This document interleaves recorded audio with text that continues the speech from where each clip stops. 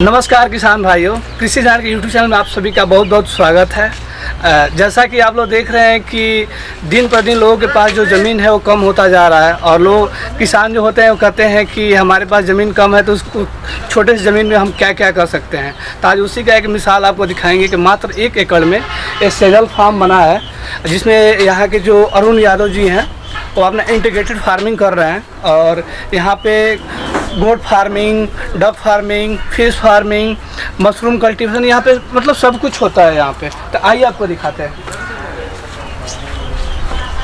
जैसा कि आप देख पा रहे हैं कि सिर्फ ये 1 एकड़ के एरिया में है, लेकिन इस 1 एकड़ के एरिया में आप देखेंगे अलग अलग तरह के यहाँ पे पेड़ लगाए गए हैं और इसके अंदर अलग अलग सेगमेंट में अलग अलग फार्मिंग की गई है। जैसे कि मैंने स्टार्टिंग में आप लोगों को बताया कि कड़कनाथ यहाँ पे मुर्गा पालन हो रहा है और आपका मछली पालन हो रहा है, यहाँ पे बकरी पालन हो रहा है, मशरूम फार्मिंग यहाँ पे हो रहा है और छोटे से स्तर पे बागवानी भी यहाँ पे हो रही है। तो आज आपको बहुत कुछ देखने को मिलेगा। और सेजल फार्म के जो ऑनर हैं काशी राम जी हैं, सर उनका बहुत बहुत स्वागत है। वेलकम। सर, इससे पहले कि हम आपके फार्म के बारे में जानें, उससे पहले हम चाहते हैं कि आप अपने बारे में थोड़ा बताएँ। मेरा नाम काशीराम है, गांव बाड़ियर खुर्द है, तहसील डिस्ट्रिक्ट रेवाड़ी, हरियाणा से बिलोंग करता हूं और मैं एजुकेशन डिपार्टमेंट में हाई स्कूल में हेडमास्टर हूं, वर्किंग हूं। और ये जो फार्म मैंने बनाया है ये क्योंकि हमारे यहाँ लैंड होल्डिंग अब कम हो गई लोगों के पास।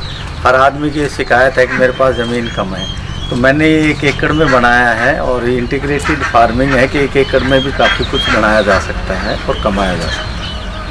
तो जैसा कि सर ने बताया कि मैंने भी स्टार्टिंग में बताया आपको कि कृषि योग्य जो ज़मीन है दिन पर दिन कम होता जा रहा है और किसान यही बोलते हैं कि हमारे पास ज़मीन कम है तो हम क्या क्या कर सकते हैं। तो सर आज बताएंगे कि आपके पास कम ज़मीन है तो उसमें और क्या क्या आप कर सकते हैं। तो आइए स्टार्ट हम लोग करते हैं गोट फार्म से।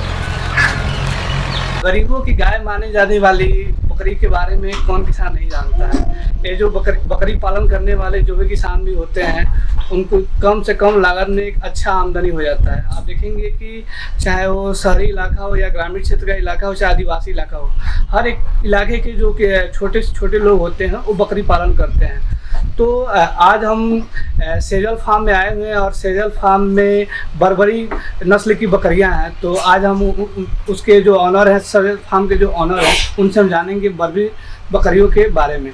तो सर, हम चाहेंगे कि आप थोड़ा बर्बरी बकरियों के बारे में बताएं। ये बर्बरी का फ़ायदा ये होता है कि साल में 2 बार ब्याती है और 2 या 3 बच्चे देती है। इनकी ग्रोथ बहुत रैपिड है और जो बच्ची आज हुई है वो 1 साल के अंदर दोबारा ब्याह लेती है। इसलिए ये इनको पालने में पालक को बड़ा फ़ायदा होता है क्योंकि ग्रोथ बहुत तेज़ है। दूसरा, इनका खाने में कोई भी चीज़ डाल दो ये अपना पेट भर लेती है। इन्हें कोई विशेष चारे की ज़रूरत नहीं है। आप इन्हें कड़ भी डाल सकते हैं, घास डाल सकते हैं, भूसा डाल सकते हैं, किसी भी चीज़ का, ये अपना पेट भर लेती हैं और बीमारियां भी इनमें सबसे कम आती हैं। दूसरा, इसका दूध बहुत बढ़िया होता है। कुछ बीमारियां हैं जैसे डेंगू वगैरह में तो काफ़ी लोग ले जाते हैं, उनके लिए डॉक्टर सब्सक्राइब करते हैं। जैसा कि सर ने बताया कि इन बकरियों में बीमारियां बहुत कम होती हैं। जैसा किसान भाई देख पा रहे हैं, इस जहाँ पे इन बकरियों का पालन किया जा रहा है उसका स्ट्रक्चर ऐसा बनाया गया है कि जैसे आमतौर पे जो बकरियां होती हैं उनमें फुट डिजीज या माउथ डिजीज, यानी जिससे खुर पक्का और मुँह पक्का रोग आमतौर पे गांव के लोग बोलते हैं, तो वो बीमारी होता है। लेकिन इसको डिजाइन ऐसे किया गया है कि एक जो रोग है उसको लगने की संभावना नाम मात्र की है। जैसा कि आप देख पा रहे हैं कि लकड़ी है और इसके नीचे पूरा स्पेस रखा हुआ है और बकरी कोई मतलब कुछ भी मतलब अनावश्यक मतलब करती है तो वो नीचे चला जाता है और जो नीचे चला जाता है वो खाद्य के रूप में काम करता है। तो हम सर के से जानेंगे, सर थोड़ा उसके बारे में डिटेल से बताएं। क्योंकि बकरियों में जो बीमारी आती है वो गीलेपन के कारण आती है, इसलिए मैंने इसको 5 फुट हाइट पे बनाया और ये जो पट्टियां लगाई इनमें गैप छोड़ा हुआ है। इनका जो वेस्ट है वो नीचे चला जाता है जिसके कारण गीलापन नहीं रहता और बीमार नहीं होती। क्योंकि बकरियों में बीमार होने का एक ही मेन कारण होता है गीलापन। इनसे जो खाद बनता है, इनका जो वेस्ट होता है और मिंगन जिसको हम कहते हैं और पेशाब जो होता है, इससे जो खाद बनता है वो खेतों में फसल के लिए सबसे बढ़िया होता है। मैं अपने खेतों में DAP यूरिया या कोई भी केमिकल इस्तेमाल नहीं करता सिर्फ इनका खाद ही इस्तेमाल करता हूँ, इन बकरियों से जो खाद बनता है।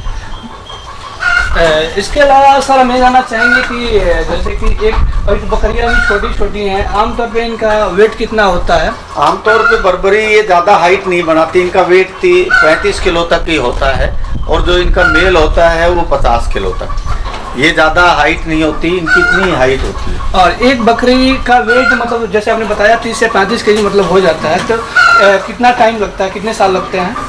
1 साल में होगा। 1 साल में मतलब 30 से 35 केजी। और वही इनकी बात अगर मार्केटिंग की करें तो इनकी मार्केटिंग आप कैसे करते हैं? मार्केटिंग में तो यहीं से ले जाते हैं, यानी कि इसका जो मार्केट है स्थानीय लेवल पे आपका स्थानीय लेवल पे उपलब्ध है, यहीं से ले जाते हैं। मैं 350 रुपये किलो बेचता हूँ, मतलब वेट के हिसाब से बिकती हैं ये 350 रुपये किलो, और यहीं से चली जाती है। बेचने की कोई मार्केटिंग की कोई प्रॉब्लम नहीं है। और वही बात है करें कि मतलब बकरी की जो नस्ल आपने बताया कि बर्बरी है, तो इस नस्ल को आपने कहाँ से मंगवाया है? ये मैंने मथुरा साइड में मिलती है, रिसर्च सेंटर है एक फरे में, मथुरा से 25 किलोमीटर आई सेंटर गवर्नमेंट का, तो वहाँ से उन्होंने मुझे रिकमेंड की थी कि भाई आप बर्बरी रखो। अच्छा, आप मखदूम की बात कर रहे हैं? हाँ, वहाँ पर ना तो उन्होंने बताया था कि इस नस्ल में ना बीमारी आती है, मुझे 3 साल हो गए करते हुए, ना तो मेरा कोई फैटल मोर्टेलिटी हुई है और ना कोई बीमारी आई। चारे के तौर पे आपने, हमें लग रहा है मटर का तना है या फिर ये मूंगफली का है। मूंगफली। बाकी आप क्योंकि मूंगफली निकल रही है तो ये अवेलेबल हो गया, बाकी ये सभी कोई भी चीज़ डाल दो इनको, ज्वार का बाजरे की कड़वी, ज्वार की घास फूस जो भी डालोगे आप उसी से पेट भर लेते। यहाँ तक बात रही, और जैसा कि हम देख रहे हैं कि बकरियों के कानून में कुछ टैगिंग हुआ है, तो मतलब हरियाणा गवर्नमेंट की कोई हरियाणा गवर्नमेंट की एक स्कीम आई थी कि हम इंश्योरेंस फ्री किया था उन्होंने, तो वो अपनी टैगिंग करके गए थे। तो पशु बीमा भी होता है, हरियाणा गवर्नमेंट कराती है 100 रुपये लेकर। तो आपने इनका पशु बीमा करा रखा है? नहीं, इस साल तो नहीं किया, लेकिन वो गवर्नमेंट हॉस्टल वाले खुद आके ना, सरकार के आदमी वो खुद करके जाते हैं यहाँ के, इस साल नहीं है। जैसा कि सर आपने बताया कि एक बकरी के खाद 30 से 35 केजी होता है, तो हम जानना चाहेंगे कि एक बकरी की कीमत कितना मिल जाता है? सर ये वेट के हिसाब से जाती है 350 रुपये किलो। मान लीजिए आप 30 किलो की है तो उसको 350 से मल्टीप्लाई कर दो, 9,500-10 हज़ार के करीब वो चली जाती है। तो जैसा कि आप लोग देख पा रहे हैं कि छोटी सी बकरी है, भाग रही हैं सब, आ नहीं रही हैं सब, हमें आदत भी नहीं है बकरियों को खिलाने की, तो इसलिए और हमसे परहेज करिए। आप देख पा रहे हो कि इनके लिए चारा इसमें रखा गया है, इसके अलावा इनके पीने के लिए वहाँ पे शुद्ध पेयजल व्यवस्था के लिए गया है। इसके अलावा वहाँ पे नमक रखा गया है, और नमक इसलिए रखा जाता है ताकि मतलब पशुओं को अगर कोई मतलब बीमारी ना हो। तो इसके अलावा सर और कोई किसान जो है और गोट फार्मिंग करना चाहता है तो उसको आप क्या मैसेज देना चाहेंगे? मैं कहना चाहूँगा कि ये सबसे हमारे जो बुजुर्ग थे वो कहते थे कि ब्याज को या तो लकड़ी पाड़ सकती है या बकरी पाड़ सकती है, तो लकड़ी तो प्लास्टिक ने ख़त्म कर दी।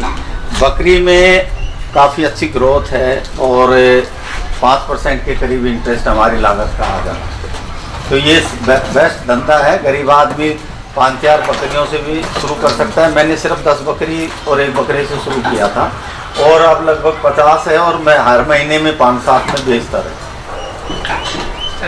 बहुत बहुत धन्यवाद सर।